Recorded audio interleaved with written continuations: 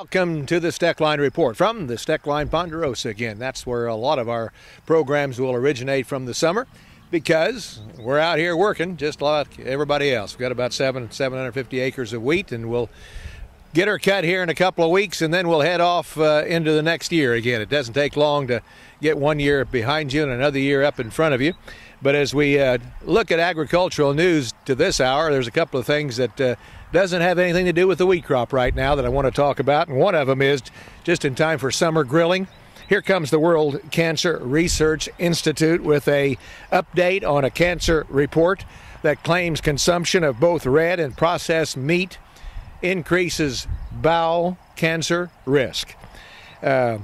Originally, a 2007 report based on very weak findings said the same thing, and the people in the business, American Meat Institute, the NCBA, National Cattlemen's Association, and others, raised all kinds of cane about the results that they came up with, and quite honestly published the findings as if they were really, really good information for the American public to use. Well, the findings were so little, they went back and did it again and supposedly found the same thing. But here comes the people again that have looked at this latest results from this survey and pretty much have analyzed it. It's about the same deal. It's weak information.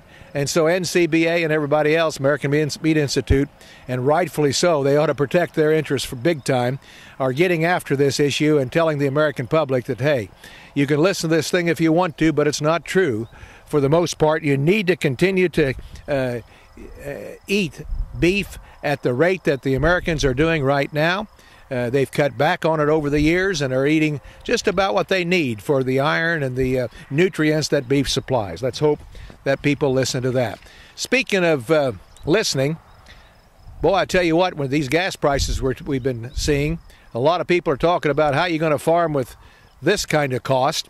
Well, guess what? There are at least 3 U.S. senators that are tired of this situation and are asking oil refiners some big questions.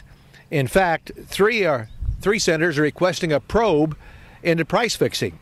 That's McCaskill from Missouri, Schumer from New York, Harry Reid from Nevada. All asked the Federal Trade Commission to review allegations of potential wrongdoing by oil companies and refiners. Why? Well, there's some interesting facts and figures that just don't add up. For example, U.S. gasoline prices averaged $3.97 a week or so ago, down a penny, but at the same time, oil fell much more than that, $10, $12, $14 a barrel, and you don't see that reflection at the pump. They're wondering why. And also wondering why we're exporting more gasoline than ever before. In fact, we have information here that in February, the U.S. exported 400,000 barrels of gasoline a day, especially to Mexico and Latin America. Senator Schumer said it doesn't make sense for refiners to have low production levels and also export records amount. Could that be to keep the price up? Boy, isn't that a silly question.